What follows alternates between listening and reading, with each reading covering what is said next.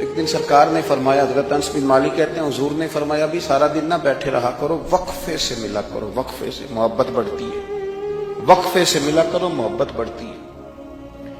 کہتے ہیں حضرت ابو بکر صدیق بھی قریب بیٹھے تھے، وہ بھی سن رہے تھے۔ ظہر سے پہلے بات ہوئی تو حضرت صدیق اکبر ظہر میں آئے، نماز پڑھی اور چلے گئے، عصر میں آئے، نماز پڑھی اور چلے گئے، مغرب میں آئے، نماز پڑھی اور حضرت انس بن مالک کہتے ہیں ظہر کے بعد بھی حضور نے پوچھا ابو بکر نہیں آئے؟ دیکھ بھی لیا ہے، آئے بھی ہیں، لیکن فرمایا وہ تو نماز میں آیا تھا نا، ادھر نہیں آیا۔ عصر کے بعد پھر پوچھا ابو بکر نہیں آئے؟ آپ ذرا کبھی اس لذت کو محسوس تو کریں، ذرا دیکھیں تو صحیح ہے کیا ہو رہا۔ تیسری دفعہ مغرب کے بعد پوچھا انس یار ابو بکر نہیں آیا؟ تو حضرت انس بن مالک کہتے ہیں میں خادم تھا، قریب رہتا تھا، میں دوڑا گیا ابو بکر کے دروازے پہ دستک دی، میں نے کہا کیا کرتے ہو؟ حضور نے 3 دفعہ پوچھ لیا آئے نہیں؟ کہتے صدیق اکبر دوڑے آئے، حاضر خدمت ہوئے، حضور حکم ہو۔ کہا یار تو سارا دن میرے پاس بیٹھا ہی نہیں، تو آیا ہی نہیں، تو نظر ہی نہیں آیا۔ عرض کی حضور آپ نے تو فرمایا تھا وقفے سے ملا کرو محبت بڑھتی ہے۔ تو سنو یار، میں کیا اس کا ترجمہ کروں اس بات کا، میں کن لفظوں میں ان جملوں کو بیان کروں، کہاں سے لاؤں وہ کیفیات جو یہاں پوری اتریں۔ حضور آپ نے تو فرمایا تھا وقفے سے ملا کرو محبت بڑھتی ہے۔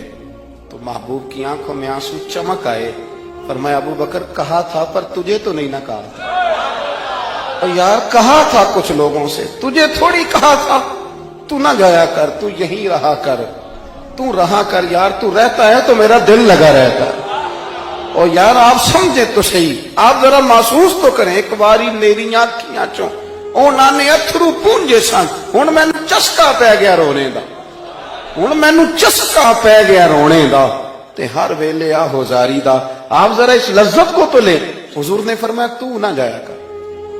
آپ دیکھیں نا، میں آپ نے بات سنی ہوئی ہے، صرف اشارہ دینا ہے۔ حضرت صدیق اکبر نے یہ نہیں کہا تھا کہ لے جانا اور میری بڑی مقام ہے، حضور تمہیں پتہ ہے میرے بارے میں کیا کیا کہا کرتے تھے، مجھے گنبد میں دفن کر دینا، یہ نہیں کہا۔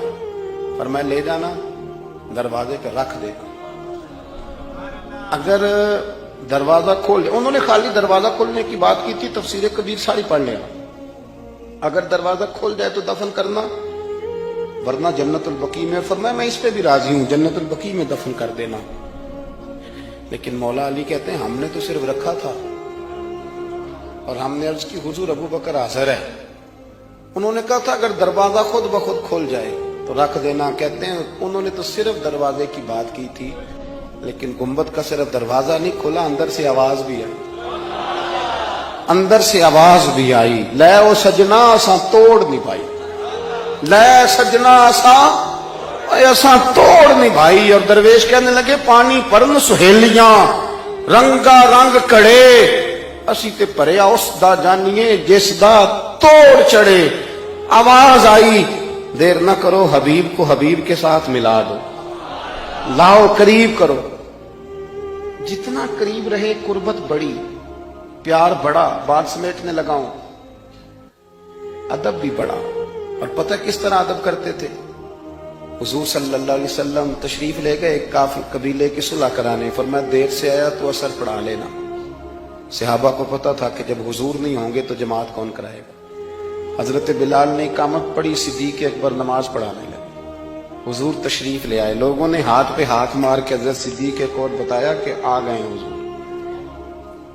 اللہ کے محبوب کے لیے رستہ بن گیا، نماز کے بیچ میں رستہ بن رہا ہے، صفیں توڑ رہے ہیں صحابہ، حضور کو رستہ دے رہے ہیں، صفیں ٹوٹتی رہیں پر نماز کسی کی بھی نہیں ٹوٹی، صفیں ٹوٹتی رہیں نماز نہیں ٹوٹی۔ حضور پہلی صف میں پہنچ گئے تو جناب صدیق اکبر نے ایک قدم پیچھے ہٹایا۔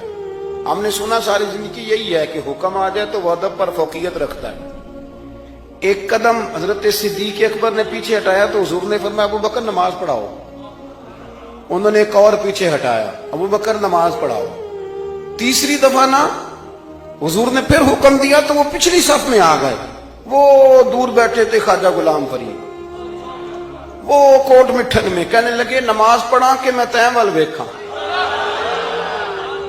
نماز پڑھا کہ میں تین وال ویکھاں، مینوں کعبہ بھول گیا، بھول گئیاں نی سب سوم صلاتاں اکو یار دا فکر پہ آئی نماز پڑھا کہ میں تیں ول دیکھا اور اقبال کہنے لگے اذان تو ازل سے تیرے عشق کا ترانہ بنی اور یہ نماز تو اس کے نظارے کا ایک بہانہ بنی نماز پڑھا کہ میں تیں ول دیکھا انتقابہ بھول گیا نبی پاک صلی اللہ علیہ وسلم اگلی صف میں کھڑے ہوئے مصلی پہ جماعت کرائی نماز کے بعد حضور نے نا مسکرا کے پوچھا ابو بکر میں نے 3 دفعہ کہا تھا کیوں نہیں نماز پڑھائی پھر بھی لفظ کوئی نہیں جملہ کوئی نہیں اتحیات کی حالت میں بیٹھے تھے تو ہاتھ باندھ دیا کیا جملے کہے کیا شان ہے کہنے لگے حضور اب ابو قحافہ کے بیٹے کی اتنی جرت بھی نہیں کہ مدینے والے رسول کو جماعت کرائے اتنا